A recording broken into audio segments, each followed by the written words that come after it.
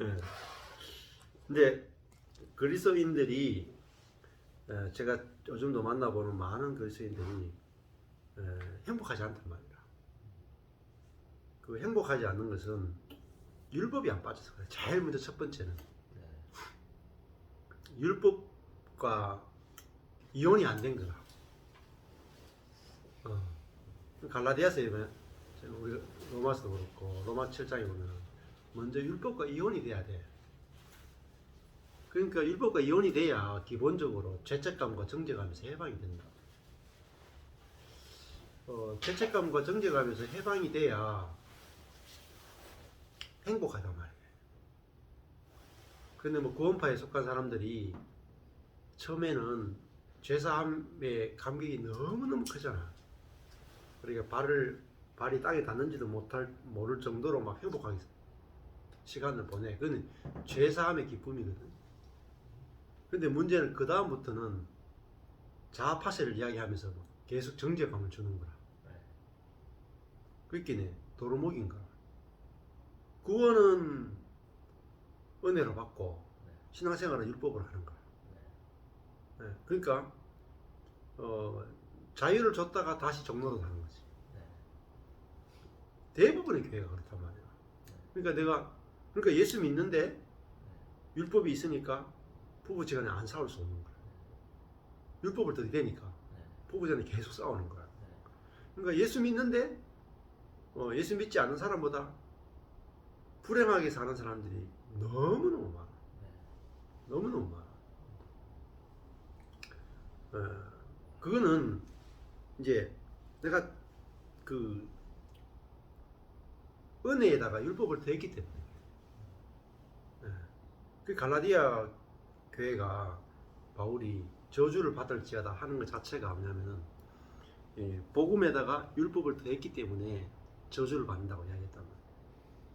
그러면은 제일 첫 번째는 뭐 우리가 성경을 배울 때 제일 먼저 알아야 되는 제일 기본이 뭐냐면 복음과 율법을 갈라내는 거야.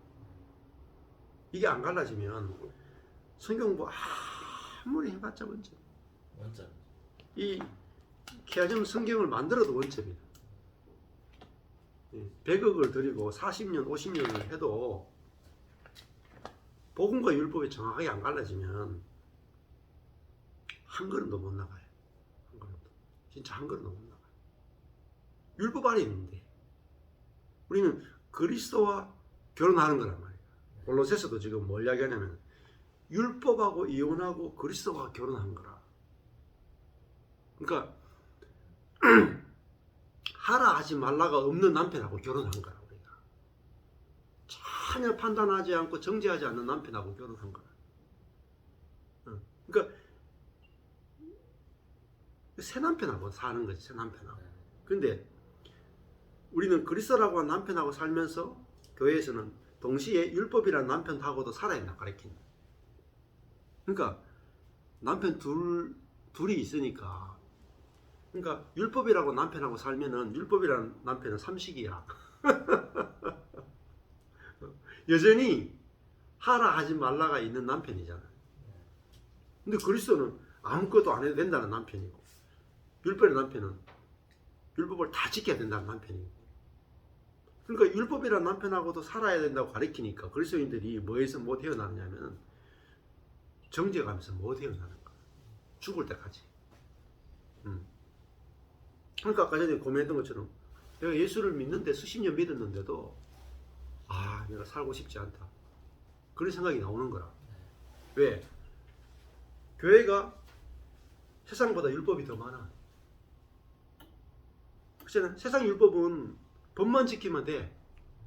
법만 지키면 되고 나머지는 죄책감을 안 줘. 근데 교회는 마음의 율법까지 주잖아. 마음으로 미워하는 것까지도 막 정죄하잖아. 내가 어떻게 살겠어? 그럼 세상 사람들은 뭐 남자들은 가서 막 포르노도 보고 뭐 죄책감 전혀 안 느끼거든. 심지어 다른 여자하고 하룻밤 자고 와도 내가 가정을 지켰다 그러면서 죄책감 안 느끼는데, 예수 믿는 사람은 막 뭐 가다가 여자 다리 보고 음력을 품어도 죄책감 느낀다. 그러니까 어떻게 살겠어 도대체? 끊임없는 죄책감과 정죄감에 시달린단 말이야. 차라리 교회 안 오는 게 편하다. 그러니까 우리가 은혜로 사는 게 아니고 정죄감으로 사는 거야. 내가 율법하고 살면은 계속되는 정죄감으로 사는 거야. 그러니까 그리스도의 반대말은 율법이에요. 확실하게 알아야 돼. 그러면은 율법이 없이 산다 그러면은 전부 다 무율법주의자라고 공격하잖아요. 그래서 루터도 그렇고 다 공격받고 비판받았단 말이에요. 예수님도 왜 죽었느냐? 율법을 안 지켰다고 죽는 거라. 안식일 안 지켰다. 자신은 하나님의 아들이라 그랬다. 그래서 죽잖아요. 근데 뭐로 죽이냐? 율법으로 죽이는 거야. 율법으로. 그러니까 우리도 누군가를 죽일 때 뭐로 죽여요? 율법으로 죽이는 거야. 그렇잖아요. 내가 어떤 형제를 판단하고 정죄할 때 기준이 뭐예요? 기준이 율법이라. 그렇잖아요. 내가 엄마한테 상처받았다. 기준이 뭐예요? 율법이잖아. 엄마는 아들한테 사랑의 말만 해야 돼. 율법이잖아. 그 율법이 있으니까 상처를 받는 거라. 율법이 없으면은 상처도 안 받는 거라. 근데 그 율법은 내게 유리한 율법을 가지고 상대방한테 되는 거야. 각자가 자기 율법을 가지고 이야기하는 거잖아요. 자, 그래서 골로새서는 우리가 이제는 그리스도하고 살면 뭐가 나오냐면 진짜 사랑이 나오는 거야. 사랑. 사랑이라 하는 게 이제 판단하고 정죄하지 않는 거예요. 그래서 2장 8절에 가면은 누가 철학과 헛된 속임수로 너희를 노래할까 주의하라 이렇게 나와요. 이 철학과 헛된 속임수, 철학이라 하는 것은 인간의 생각에서 나온 거예요. 인간의 그 혼에서 나온 거잖아요. 근데 그러니까 인간의 지혜로 인간의 악과 고난의 문제를 해결할 수 있다. 이게 철학이잖아요. 근데 이 헛된 속임수 하는 거는 헛된 케노스예요. 공허한, 텅 빈. 그러니까 맞는 것 같은데 가보면 공허한 거라. 내가 복음을 받아들이면은 내를 자유케 한다고 생각했는데 가보면은 자유케 하는 게 아니라 더 얼검해. 그러면 그 복음에 문제가 있는 거라. 자, 철학과 헛된 속임수로 너희를 노략할까 주의하라. 여기 뭐냐? 결국 뭐죠? 속는데 주의하라. 속는데. 그리스도인들이 신앙생활에서 제일 중요한 건요, 속임을 당하지 않아야 해요. 2장 4절에서 아무도 공교한 말로 너희를 속이지 못하게 하라. 있죠? 속이는 게 누가 속이냐? 사단이에요. 사단. 사단은 거짓의 압이고 속이는 거죠. 그래서 진리를 알지니 진리가 너희를 자유케 하리라. 있죠? 그러니까 진리 복음은 우리를 자유케 한단 말이에요. 사단은 뭐죠? 자유케 하는 게 아니라 우리를 하여금 노예로 만드는 거야. 내가 복음을 들으면 끊임없이 내가 자유케 돼. 근데 어떤 목사님이나 어떤 가르침을 들었는데 내 거기에 나를 자유케 하는 게 아니라 나를 하여금 속박케 한다. 그러면 거짓이에요. 어떤 그 교회 보면 그 여자 목사님인가 나와가지고 이렇게 성도를 불러가지고 욕을 하면서 막 기대기 막 때린다고. 왜 그런지 아세요? 실제로 그 사람의 자아를 파쇄한다.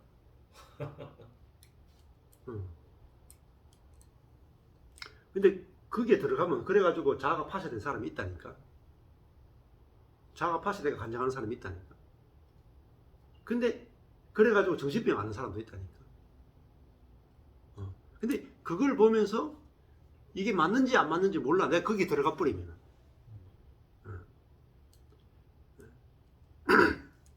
그래서 그게 율법이단 말이에요. 자기가 하나님 자리에 앉아가지고 다른 사람을 막 파쇄하잖아요. 그게 반대말로 밑에 사람이 위 사람을 기대기 때리면서 위 사람을 파쇄해야 되잖아. 그러면.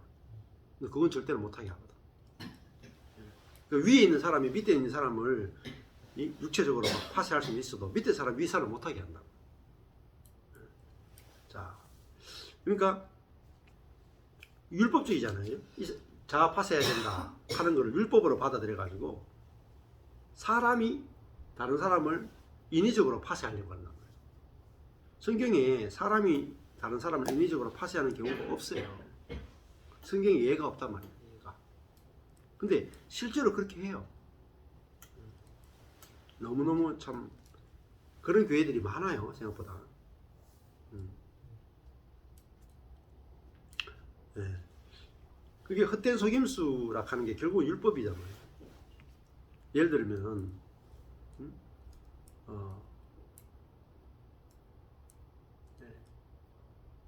당신이 가지고 있는 모든 게 하나님 겁니다. 하나님을 위해서 우리의 모든 것들은 다 쓰임 받아야 됩니다. 이렇게 가르치잖아요. 그래서 복음의 사역을 위해서는 당신이 가지고 있는 모든 것들을 하나님께 드릴 수 있어야 됩니다. 만약에 그렇게 드리지 않는다면 당신은 아직 자아가 파쇄된 게 아닙니다. 이렇게 가르쳐. 그러면 성도들이요 가지고 있는 모든 걸 다 헌금하게 돼 있어. 그래가지고 실제로 예배당을 막 짓는 거라. 예배당을 막 지역마다 막 아주 큰 예배당을 지어. 그러면 적은 성도의 숫자가요 그 예배당을 지으려면요 다 억대의 돈을 다 내놔야 돼. 그래가지고 막 늘어나는 거라. 뭐 깊은 소식 선교회나 이런 거 보면요 여기 경산에 오면 예배당이 막 커. 갑자기 큰 예배당이 팍팍 생긴다니까. 왜 그런지 아세요? 성도들이 자기 전 재산을 다 내놓는 거다. 하나님의 나라를 위해서는 당신의 모든 것을 드릴 수 있어야 됩니다. 이 율법이라니까요. 깊은 소식 선교회가 반국수 아니에요? 근데 그건 중요한 문제가 아니고 그런 식으로 가르친단 말이에요. 기존 교회도 똑같아. 기존 교회도. 그걸 우리가 하라 하지 말라로 가르치는 모든 게 속임수라. 예배당하고 하나님 나라하고 별 상관없어요, 사실은. 그렇잖아요. 진짜 하나님의 일은 예배당을 건축하는 게 아니란 말입니다. 진짜 하나님의 일은 나와 옆에 있는 성도가 사랑 안에서 연합하는 게 진짜 교회의 건축이다. 근데 교회 안에도 얼마나 헛된 속임수가 많이 들어와 있는지. 그래서 뭐라고 하냐면 철학과 헛된 속임수로 율법으로 너희를 노략할까 주의하라. 하나님이 우리에게 말씀하시는 것도 아니에요. 어떤 사람이 그 만든 거란 말이에요. 그게 뭐냐면은 이것이 사람의 유전이에요. 성경에 있는 내용을 가지고 사람이 만들어내. 이걸 사람의 유전이라고 그래요. 그래서 성경도요. 성경을 인용하는 것도요. 아주 주의하셔야 돼요. 그러니까 사람의 유전이 뭐냐면 유대인들이 구약 성경을 읽고 나서 거기서 추출해낸 거라. 추출해내 가지고 유대교를 만든 거라. 그걸 사람의 유전이라 그래요. 그러니까 우리도 성경 이야기를 해도 조심하셔야 돼요. 성경 이야기를 해도 복음과 율법을 가려내지 않은 상태에서 성경을 이야기하는 것은 대부분이 사람의 생각에서 만들어낸 유전이라. 그래서 이 뭐냐면 지금도 바울은 속이지 못하게 하라. 노력할까 주의하라. 그러니까 분별력이 먼저라는 거예요. 분별력이. 내가 뭐 하기 전에 내가 진짜 복음을 알고 있느냐, 내가 믿음 안에 있느냐, 성령 안에 있느냐, 이거부터 분별하는 게 중요하다. 그래서 철학과 헛된 속임수, 이것이 사람의 유전 그리고 세상의 초등 학문을 조점이다 이렇게 말하잖아요.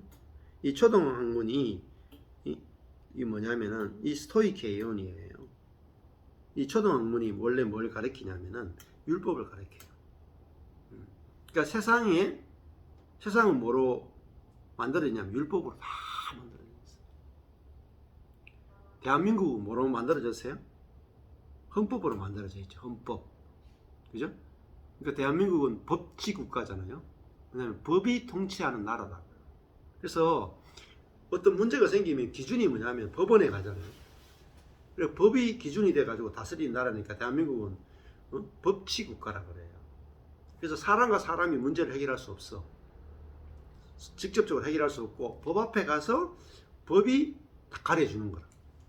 근데 세상은 모든 게 다 법으로 돼 있어. 근데 그게 뭐냐면 초등학문이라 그러는 거예요.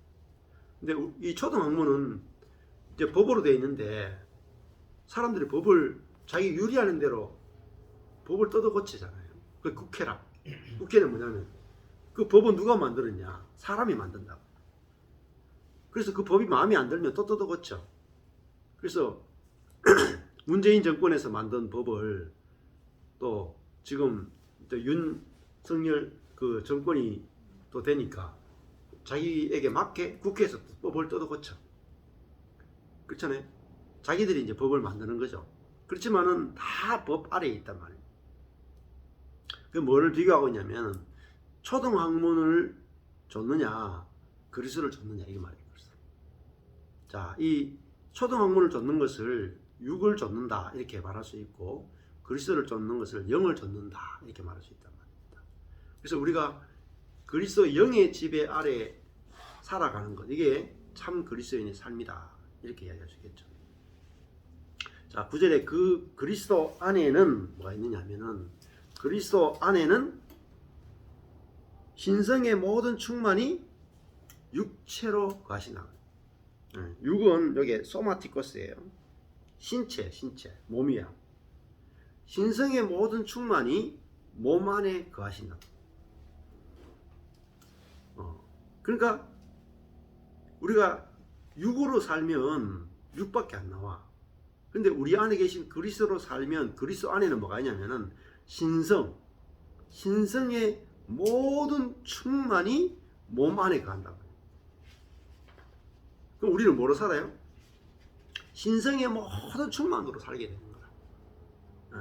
그러니까 신성의 모든 충만으로 사는 것 이것이 그리스도인의 삶이다 말이에요. 그러니까 신적 삶을 살게 되는 거예요. 근데 우리가 왜 신성의 모든 충만이 안 나타나느냐 하면 율법하고 살기 때문입니다. 그리스도인들이 지금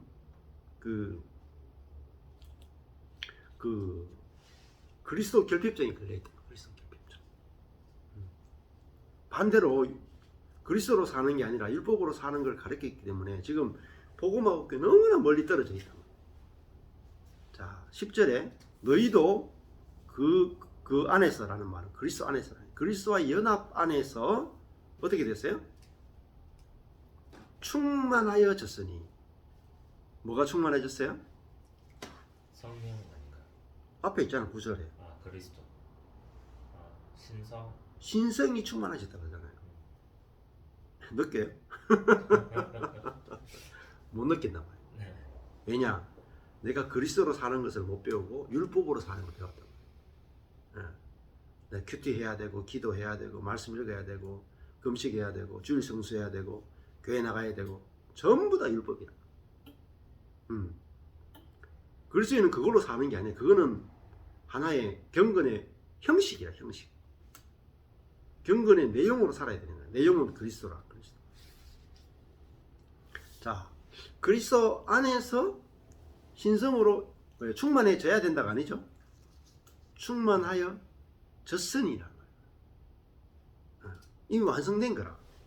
이미 그리스도가 우리 안에 계시면 신성이 충만한 상태야. 왜냐하면 신성이 충만하신 그분이 우리 안에 거하시기 때문에. 그래서 그는 모든 정사와 권세의 머리시란 말이에요. 머리란 말은 모든 정사와 권세를 다스리시는 거예요. 그러니까 모든 통치자들의 머리가 되신다는. 이제는 그리스도가 우리 안에서 머리란 말은 통치하신다는 거예요. 통치. 그러니까 직접적인 통치를 받는 거예요. 자, 생각해 보세요. 머리가 있고 몸이 있잖아요. 그리스도를 머리로 표현했어요. 그 몸은 머리가 정보를 주는 대로 움직이잖아요. 그 머리와 몸은 유기체적으로 연합되어 있잖아요. 그 머리가 곧 몸이고 몸이 곧 머리라. 뗄 수가 없어요. 근데 그리스도가 우리 안에 내주하신다는 말은 그리스도와 내가 생명적으로 유기체적으로 연합되어 있다는 거예요. 즉 다른 말은 우리는 그리스도의 삶을 살도록 준비되어 있는 거야. 이미 다 되어 있는 거야. 그러니까 내가 어떻게 해야 됩니까가 없는 거지. 그렇잖아요. 그리스도가 머리고 우리는 몸이란 말이야. 그러니까 야, 내가 그리스도가 내 머리가 되시고 내가 몸이구나. 아, 이게 뭐냐면은 만유가 되신 그리스도예요. 모든 것 되신 그리스도예요. 야, 그럼 하나님 우리에게 율법을 주신 게 아니라 그리스도를 우리에게 주셨단 말이에요. 그리스도를 뭐로 주셨느냐? 머리로 주셨다. 나는 그리스도의 몸이라. 여기에 굳게 서야 돼요. 아, 요거 깨달은 게 뭐냐면은 허드슨 테일러. 야, 내가 아무것도 할 게 없구나. 이게 안식이에요, 안식. 야, 내 안에 그리스도를 머리로 내가 선물로 받았고 내가 그의 몸이 되었구나. 이게 내가 한 게 없잖아요. 그러니까 야, 나의 삶은 머리 대신 그리스도를 표현하기에 지금 온전하게 연합되어 있단 말이에요. 근데 내가 그리스도로 살도록 그리스도 연합되어 있는데 내가 노력한다, 애쓴다, 머리를 제껴 놓는 거라. 머리가 시키는 대로 사는 게 아니고 몸이 율법을 가지고 자기가 막 하게 보겠다는 거야. 그러면 머리가 시키는 일을 하는 게 아니라 지가 원하는 일만 해본단 말이야. 이게 안 맞는 거지. 야, 우리가 해야 될 일은 복음을 듣는 거예요. 복음을 듣고. 뜨거워가지고.